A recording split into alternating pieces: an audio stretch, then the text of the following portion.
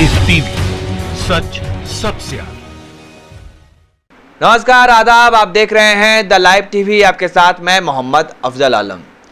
फिलहाल इस वक्त देश के सामने सबसे बड़ी चुनौती कोरोना वायरस है, लेकिन यकीन जानिए उससे भी बड़ी चुनौती तब शुरू होगी जब भारत से लॉकडाउन खत्म होगा।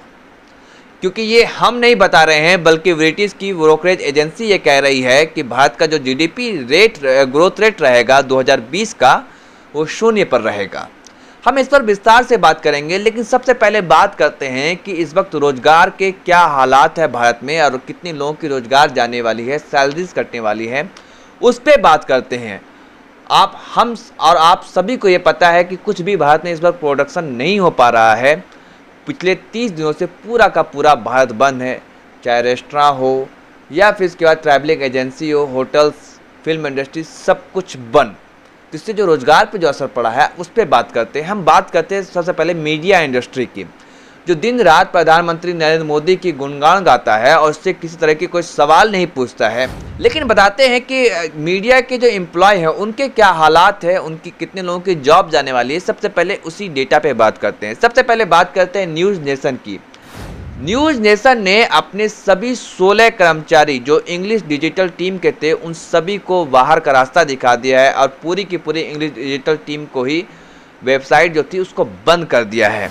और अब बात करते हैं इंडिया टुडे। इंडिया टुडे ने अपने 46 रिपोर्टर, 6 कैमरा पर्सन और 17 प्रोड्यूसर का लिस्ट तैयार किया है और इन लोगों को भी बाहर का रास्ता दिखाने की तैयारी चल रही है। टाइम्स ऑफ इंडिया ने अपने संडे मैगजीन की पूरी तरह से बंद कर दिया है। अब इसमें सोचिए, कई वर्षों से, एक तो 24 साल से एक महिला है जो उसमें काम कर रही थी, उनको बाहर का रास्ता दिखाया गया है। और वहीं Indian express and business standard ने अपने स्टाफ की सैलरी कट की है। तो वहीं अमर उजाला ने भी 50% सैलरी अपने एम्प्लॉय का कट किया है और पीटीआई ने केवल 60% सैलरी ही अपने एम्प्लॉय को दिया है। और द हिंदू ने भी बर्खास्तगी अब शुरू कर दी है। द क्विंट की टीम ने भी अपने आधे कर्मचारियों को, 50% कर्मचारी को ये कहा है कि आप छुट्टी पर जाएं विदाउट पे। तो ये हालात है इस वक्त देश के मीडिया की।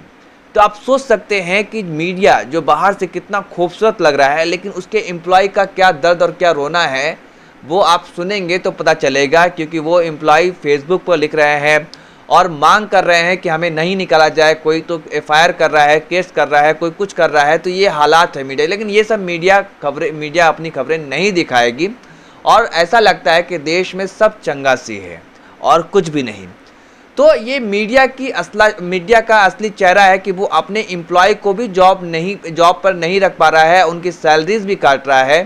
तो जो मीडिया दिन रात प्रधानमंत्री नरेंद्र मोदी की तारीफ में कसीदे पढ़ रहा है, उसके ये हालात है। तो और दूसरे सेक्टर का क्या हाल होगा, तो वो आप इससे ही सोच करके अंदाज़ा लगा सकते हैं। हमारे प्रधानमंत्री जब 14 अप्रैल को आए थे तो उन्होंने सभी से अपील की थी कि कोई भी अपने कर्मचारी को, अपने एम्प्लॉय को ना निकाले। आप अपने व्यवसाय, अपने उद्योग में अपने साथ काम करे लोगों के प्रति संवेदना रखें, किसी को नौकरी से न निकालें। ये उन्होंने मार्मिक अपील की थी, लेकिन उसके बावजूद भी मीडिया के लोगों का ही नौकरी जा रहा है और वो लोग रो रहे हैं जो कल तक मोदी के माला जपते थे और फेसबुक हो, ट्विटर हो और हर सोशल मीडिया साइट्स पर वो तारीफ पढ़ते थे। अब उसको ये एहसास हो रहा है कि इस देश का क्या हाल है। क्योंकि दूसरे की तकलीफ और दूसरे का दर्द तभी समझ में आता है जब खुद पर बीतता है। अब आपको बात करते हैं कि ब्रिटिश की जो ब्रोकरेज एजेंसी है, उन्होंने देश के लिए क्या कहा है, आखिर क्यों ऐसी नौबत आ गई कि 0 पर भारत का जीडीपी ग्रोथ रेट रहेगा। आपको सिलसिलेवार ढंग से बताते हैं। इस देशबंदी के चलते देश की अर्थव्यवस्था को 234.4 अरब डॉलर यानी 17,87,000 करोड़ रुपए का नुकसान होगा। ब्रिटिश ब्रोकरेज एजेंसी ने यह अनुमान जताया है। इससे पहले 25 मार्च से 14 अप्रैल तक के लॉकडाउन में अर्थव्यवस्था को 8 लाख करोड़ रुपए के नुकसान का अनुमान लगाया गया था।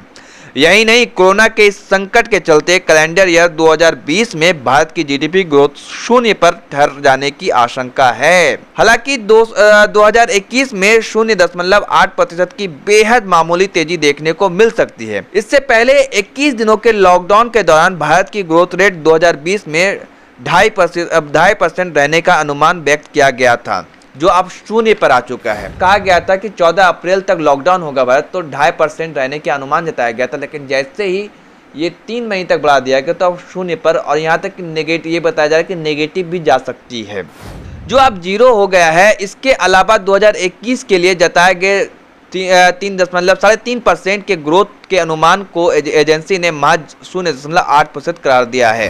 पहले कहा गया था कि 2021 का जो जीडीपी ग्रोथ रेट होगा वो 3.3% रहेगा, लेकिन अब उसको भी 0.8% ये ब्रिटिश की ब्रोकरेज एजेंसी ने बताया कि भारत के ये जीडीपी के हाल होंगे। तो ये इस वक्त की ये सच्चाई है, जो कड़वी सच्चाई है कि जब देश का जो लॉकडाउन खत्म होगा तो बड़ी ही भयावह हालात होंगे देश की। कई लोग अपनी नौकरी खो चुके होंगे, जॉब से हाथ धो बैठेंगे, और जो लेबर, जो कामगार, जो मजबूर और मजदूर है, उनका क्या हाल होगा, उस पे इंडियन लेबर ऑर्गेनाइजेशन, जो अंतर्राष्ट्रीय संस्था है, अंतर्राष्ट्रीय श्रम संस्था ने क्या बताया है, उस पे एक नज़र डाल लेते हैं। ILO के मुताबिक कोरोना वायरस दूसरे विश्व युद्ध के बाद सबसे भयानक संकट है। दुनिया भर में 2 अरब लोग असंगठित क्षेत्र में काम करते हैं, यानी जो 2 अरब लोग हैं वो इनफॉर्मल सेक्टर में दुनिया के अलग अलग हिस्सों में काम करते हैं। कोरोना वायरस संकट की वजह से भारत में असंगठित क्षेत्र के करीब 40 करोड़ लोगों का नौकरी जाएगा। ये UN का जो लेबर ऑर्गेनाइजेशन है, अंतर्राष्ट्रीय संस्था, उसका ये कहना है कि 40 करोड़ लोग अपना रोजगार खो देंगे इनफॉर्मल सेक्टर में। आप सोच सकते हैं ये कितना बड़ा आंकड़ा है। 130 करोड़ की जनता आबादी है, उसमें 40 करोड़ लोग अपना जो है रोजगार से हाथ धो बैठेंगे, ये ILO का रिपोर्ट कहता है। भारत में 19.5 करोड़ लोग होंगे फुल टाइम जॉब्स खोने में। जो 19.5 करोड़ लोग हैं, 19.5 करोड़ लोग, 19 करोड़ 50 लाख लोग जो है फुल टाइम जॉब से हाथ धो बैठेंगे, ये ILO की रिपोर्ट है।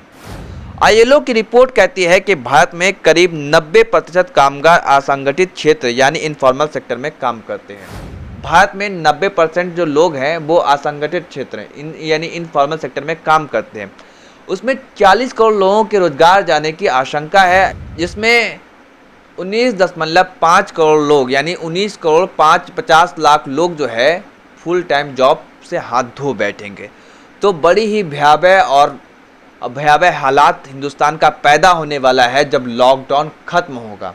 तो हम सबको पहले से माइंडसेट करना चाहिए और तैयार रहना चाहिए, अपने जो आस पड़ोस के लोग हैं जिसकी जो मदद कर सके।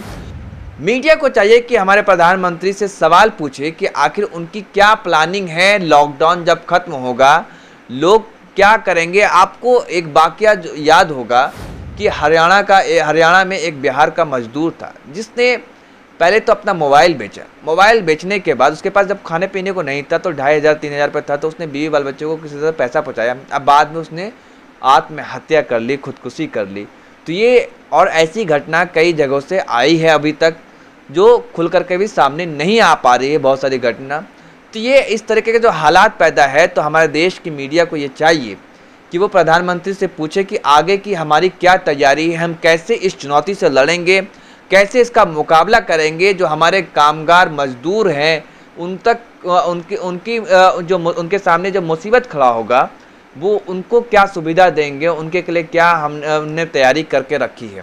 तो ये इस वक्त की सबसे बड़ी सवाल है और हम सबको चाहिए कि ये सवाल पूछा जाना चाहिए, और ये सवाल पूछना लाजमी भी है, क्योंकि देश का चौथा स्तंभ जो लोकतंत्र के लिए सबसे अहम भूमिका निभाता है, लोकतंत्र को मजबूत रखने का, तो उसका काम इस वक्त बड़ी जिम्मेदारी से निभाने का है। लेकिन दिन रात हिंदू और मुस्लिम के डिबेट में हम लोग पढ़ कर जो असल मसले हैं उससे कहीं ना कहीं भुला बैठे हैं। जो असल मसाइल हैं, असल मुद्दे हैं, उससे ध्यान भटकाया जा रहा है। तो बेहतर यही होगा कि सवाल पूछा जाए कि हम आगे की क्या तैयारी कर रहे हैं इस चुनौतीपूर्ण मुकाबले से तैयारी करने के लिए। धन्यवाद। लाइव टीवी, सच सबसे आगे।